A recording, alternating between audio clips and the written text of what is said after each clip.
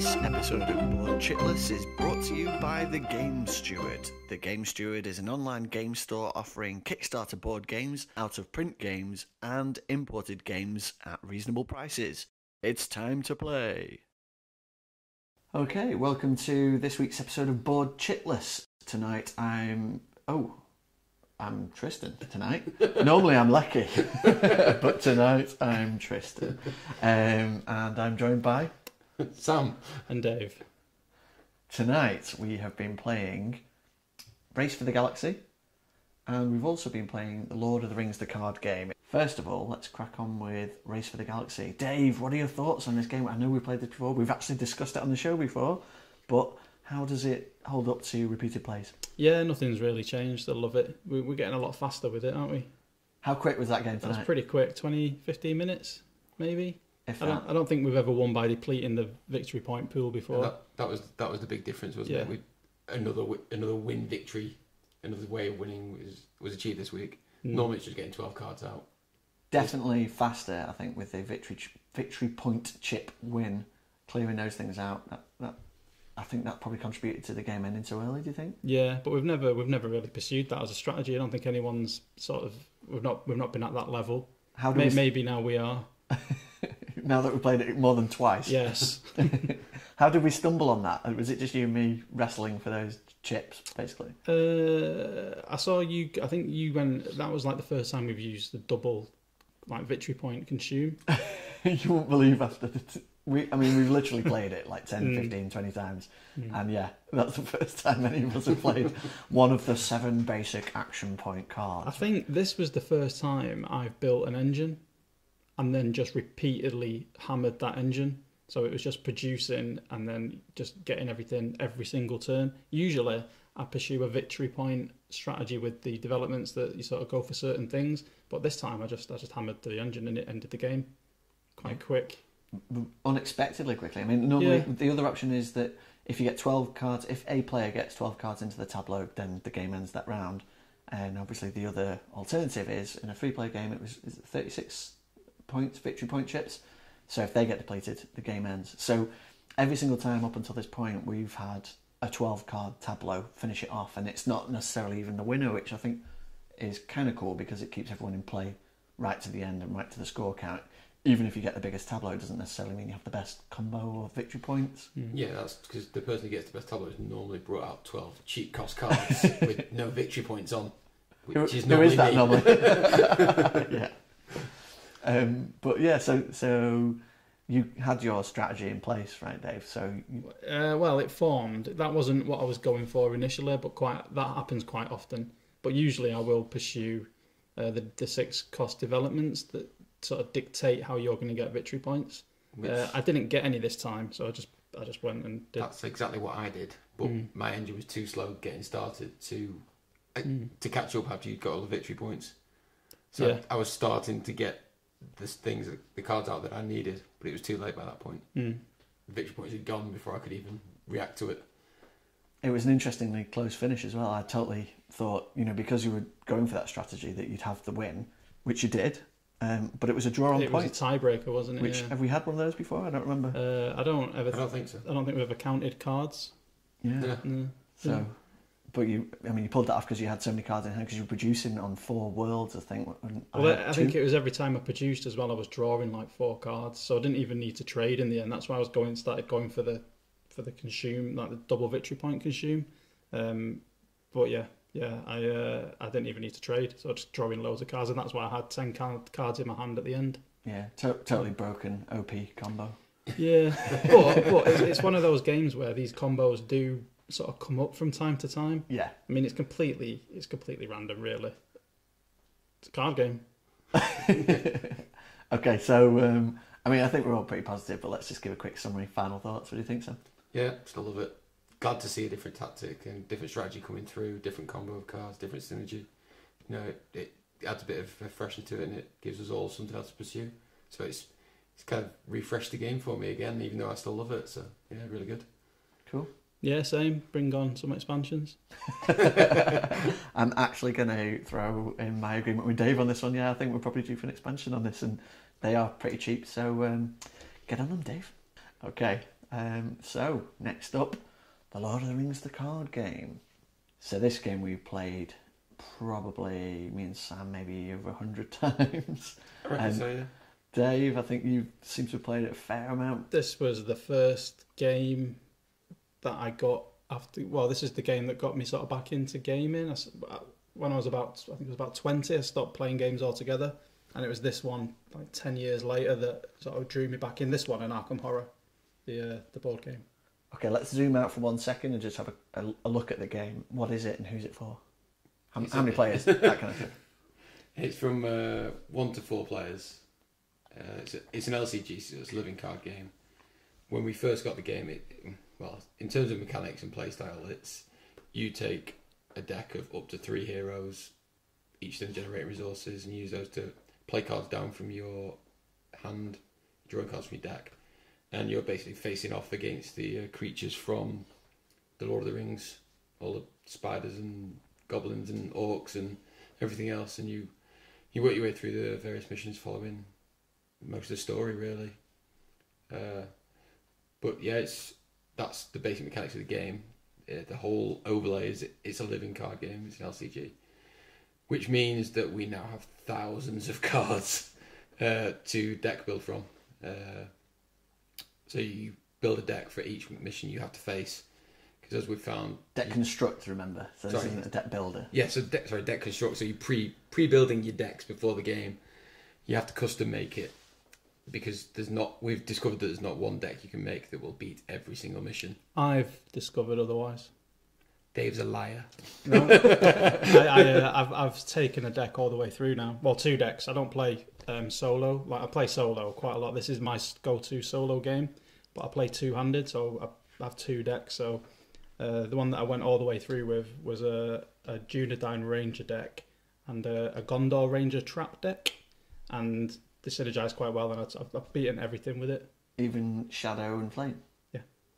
I've beaten Shadow and Flame. I've never really had that much of a problem with Shadow and Flame. What about the invincible Balrog that you can't kill at the end? You do kill it. Yeah. You can. What is it? You can escape, or you can sort of cast it into the pit. And I've actually won both ways. Yeah, I've never had a problem. Like my hated one, the one I hate, is it 7th level in Moria? Where you just get trying to escape. Swamped with goblins. And the first time I played it was I had a pair of dwarf decks, and we were talking about this before, but dwarf decks used to be like quite overpowered, and that was fine. That was like built for dwarves. Every deck I've gone up against that with since, it's been a bit hairy. There are a lot of cycles out now, right? I mean, some are saying thousands of cards. I think that's the case. That there are so many expansions, and we've been collecting them all. So we've got a ton of content to choose from. I think probably what I find personally the biggest problem is almost trying to choose which one to play, and then when you do choose a cycle, you have to sort of zoom into it and pick out the cards that were designed to play with that cycle and use them to play it effectively. Unless, like you said, you managed to build a deck that can take on every single mission. Yeah, I mean, they don't always win first time. I usually sort of give myself 3 attempts. Yeah. But usually, Yeah, I mean, it's a good problem to have so much choice and to have so many missions to choose from to experiment with and stuff. I think one of the most compelling things about this game for me is the Lord of the Rings trilogy adventures, the saga boxes, which we've not even really scratched the surface on. Yeah. And they're about to wrap up with the Mountain of Fire. I do tell a lie, actually, because I've done The Hobbit with my Rangers, but I've not gone through the campaign. I was waiting for the campaign to be completed, the Lord of the Rings, the whole thing. So I've not even started the first one for that. So maybe Sam's right. Maybe these guys can't. I am. So far, you've not beaten all of the missions. Yeah, with one sorry. deck. But all of the what they called the print on demand ones. Yeah, I've completed all those. So Fire in the Lake and all that kind of stuff. Yeah. Well, does this also include all the ones that you designed, Tristan? No, I've not done Tristan's. Never beat those. You really would. They're very basic compared to the new cycles. Speaking of, Sam, you were a playtester for The Lord of the Rings. What are your experiences of that, behind the scenes and working on the game? Initially, I loved it. We'd played the base game before we started doing the playtesting, so we were playtesting the new cycles. to start with, it was really cool to see all these new mechanics coming through. I think we quickly tired of playtesting it, and it felt like some of it was so broken at the point we were playtesting it. But that's it. It was then like down to our feedback going back and through the development and stuff. You actually saw the cards come to the final end, so then we got to play the final product, and it was like really cool again, which is the whole point of the playtesting cycle. You know, it's quite good seeing the whole sort of life cycle of it. Really quite enjoyed that whole process that we went through. How do we think it works thematically? Does it achieve its goal to distill the Lord of the Rings stories and the Middle Earth atmosphere through the game mechanics? I think it does, but I do think often it goes quite long. I mean, I suppose it depends on what decks you're using. If you're using like a super fast like Rohan deck or something that you can just zip through everything, maybe not. But yeah, I do tend to feel like it sometimes just drags out. Like you've just got like get through a couple more turns, you know. But all the cards make thematic sense, and it feels like you're off on, you know, watching the little characters go off on adventure. It gets quite mathy at times. Like we count up, you know, all of this stuff before we go questing and how much we're expecting to be put in the encounter area, and it does feel mathy, but good. How are your feelings about having eagles down the mines of Moria and things like that? You know, not really bothered.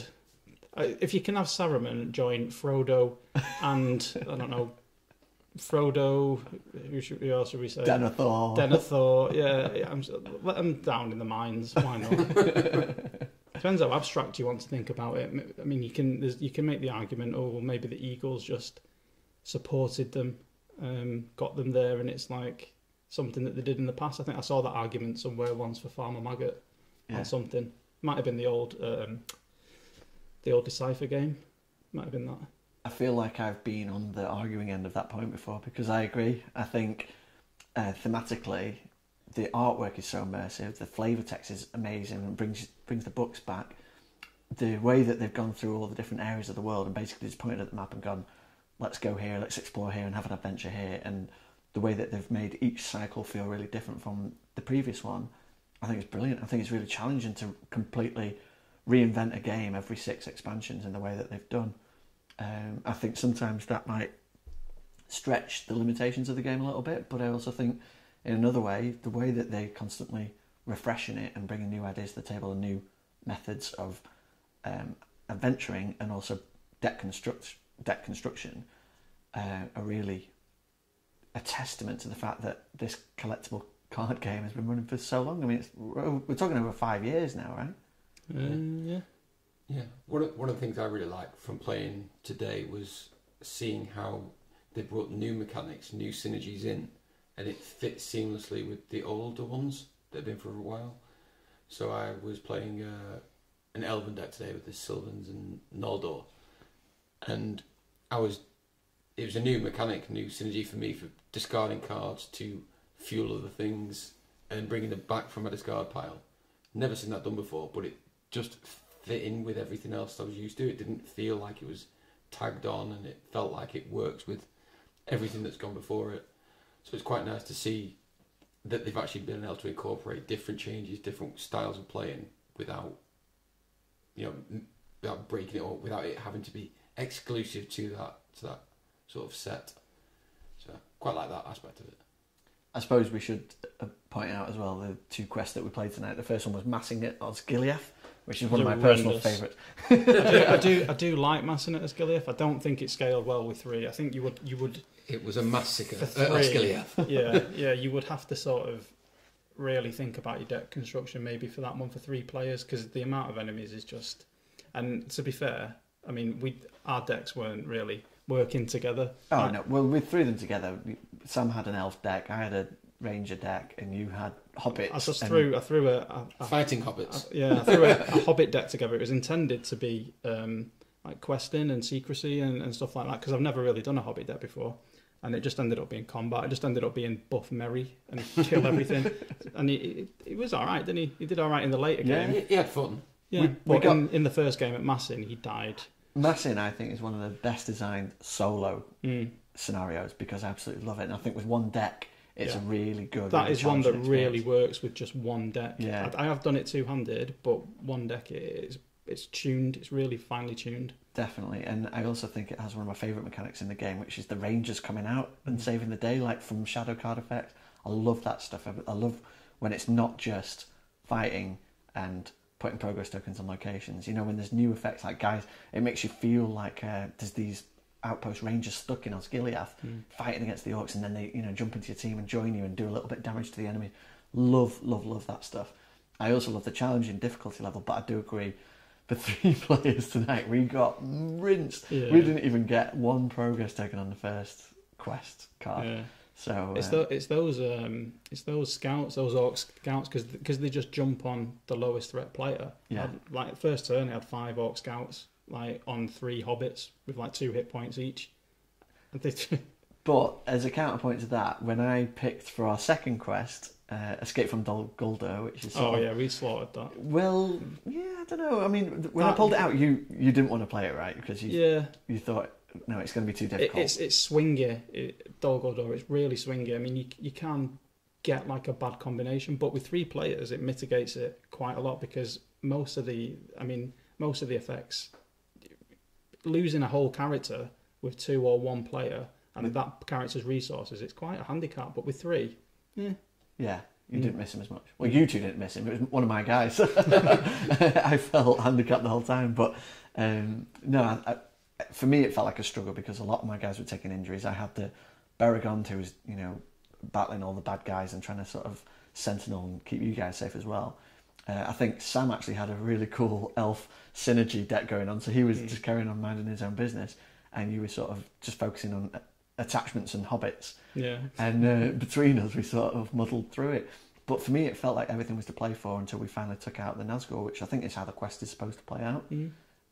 As one of the initially more difficult quests, I really enjoyed the fact that we were able to go back to it after, for me, a few years and throw some fairly half-decent decks at it and tackle it. I have found the decks that I've gone up against Dol Guldur with since it was originally released, and this is like decks with like some more modern cards, haven't fared as well as the earlier decks, to be honest. I think those early decks were quite pure.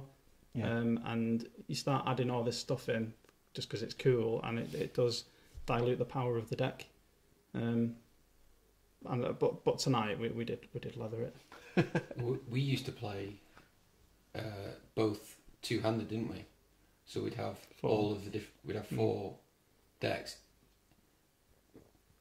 I thought we did because we'd have all of the Tristan 3 shaking heroes. his head. No, we had all 4. We'd split like dual sphere decks, so we'd have that was it. Yeah, 3 characters each. So we had all 4 the spheres. Yeah. Oh yeah. Me and Jackie did that as well. But even then, like every sort of card, it was used in a certain way. Now you've got stuff that is used in different ways, and those original cards. I mean, we never used to have any trouble with Dol Guldur. I know people did. Solo, like full on solo, single handed. Don't think I've ever beat Dol Guldur. I know people have, but I've always played sort of 2-handed really, and I remember playing it then, and I beat it first time, and I was a little bit. I think it depends though, because it depends on which character goes. Absolutely. If you've got a split deck, if you lose Eowyn, one hero, who's the only resource generator for that, you've lost access to half of your deck straight off. Or your 4 willpower character, yeah. So it can just completely nullify. That's what I mean, though. It's a swingy scenario. Do you think that's endemic to the game, though? Because a lot of the scenarios are, you can get a couple of turns in and go, right, this isn't going my way.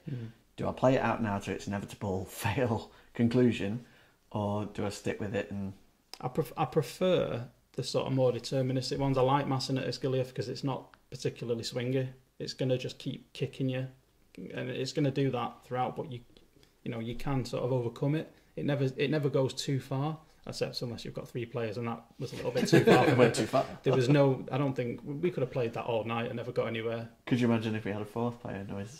How many scouts would that be? 12 scouts in stage 1 before you even quested. All on you. Yeah. And 3 hobbits. Yeah. There's so much to talk about in this game, and there's so many different cycles and adventures, and each adventure pack's designed by different designers, and each sphere has been redeveloped and re-implemented and had so many new mechanics thrown into it.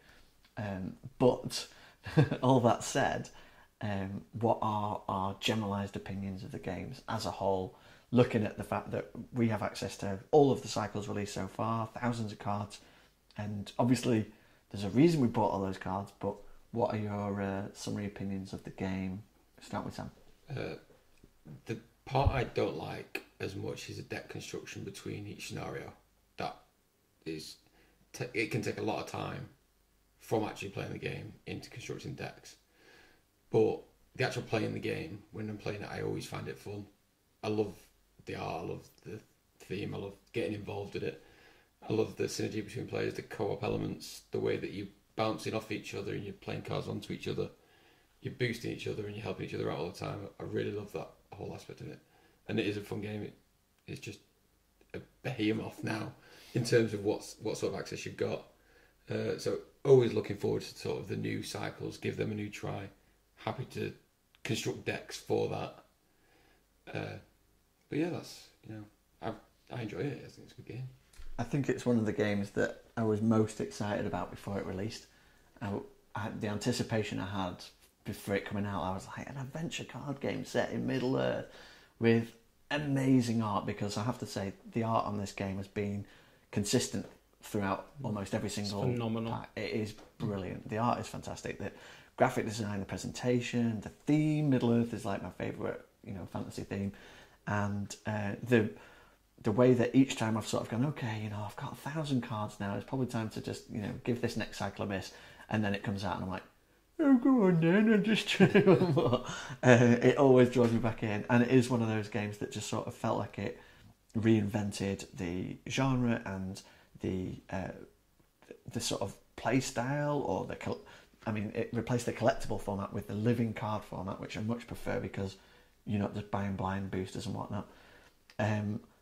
I think the way that it's also fed into what is now the Arkham Horror living card game and re-implemented the similar sort of design and game mechanics, but reinvigorated them with Arkham Horror, I think it's brilliant, but it also holds up on its own. So some of the mechanics feel a little bit sort of like they have been improved in Arkham Horror, but as a game, I still love it. And every time I go back to it, I'm like, wow, we should just totally play this all the time. Dave, you talked about it being the one that got you back into the game. Can you expand on that a little bit more and tell us your summary opinion? I mean, it wasn't... See, I sold it to Jackie on, oh, look, we can get this game and we can while away our evenings drawing cards, and these cards are going to tell us a story.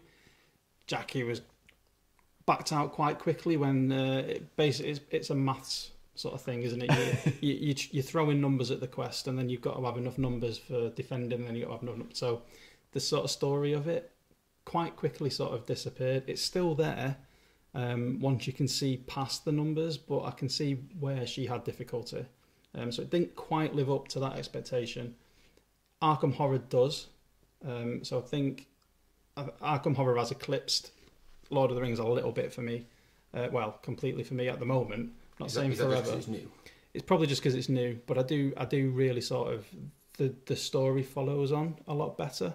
I do think that Lord of the Rings has improved massively in a lot of ways since the beginning. Like sort of the base set was like a hodgepodge of cards, and then we got the eagles, and then that's all we had for a while, and then we had the Rohan were coming, and then we had the dwarves. Now we've got all sorts of things, and it's not just they've got a leader that gives them all +1 to whatever starts. The things play in different ways, like the Noldor that Sam was using tonight. They're drawing from playing cards from discard. You've got the Sylvans, and they're bringing characters into play with buffs, and then they're bouncing in and out of play. The Ranger decks that I use, love them. Love the Dunedain guys. They get buffs for however many people they're engaged with. The Trap decks, there's all sorts of different things, and it feels right. The Hobbits was the first time I've played with the Hobbits. Probably needs work, that deck. It was good at killing one thing at a time, not good at much else. So, but maybe that's quite thematic for Hobbits. Do you think Yeah. Do you don't think it would have fared too well as a solo deck then? Maybe? I don't think that would. No, it didn't have enough allies. I think I put about 4 allies in it. It's yeah. So where does the actual game, Lord of the Rings, the card game, where does that fall in your repertoire at the moment? It's still up there. Listen, I will buy every single thing that they release for this game. Like, I might not get around to playing any more of it for a while, but when the kids get a little bit older, we're going to start at the beginning and go through the whole thing again. Yeah. You know, it is a journey.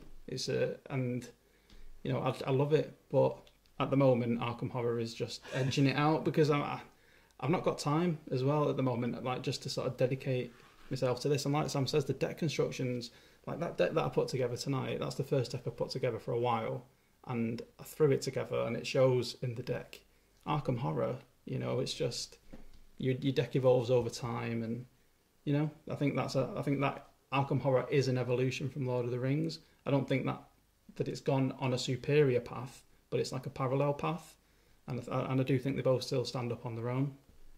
Yeah, couldn't agree more. And I think for me, part of the appeal as well about Arkham Horror is taking control of one character. It's such a simple adjustment, but you still feel empowered when you're playing it. You still feel like you can do loads of things, and you empathise more with that character because you've only got the one. I think dynamically it's different and interesting and a great take on the mechanics of Lord of the Rings, but I do think they both stand apart, and yeah, I'd be happy to play either. So that was the Lord of the Rings, the card game, and also Race for the Galaxy. Thanks for joining us tonight on Board Chitless. Join us again next time and we'll be talking more gameage. Thanks very much for joining us. Speak to you soon. Bye.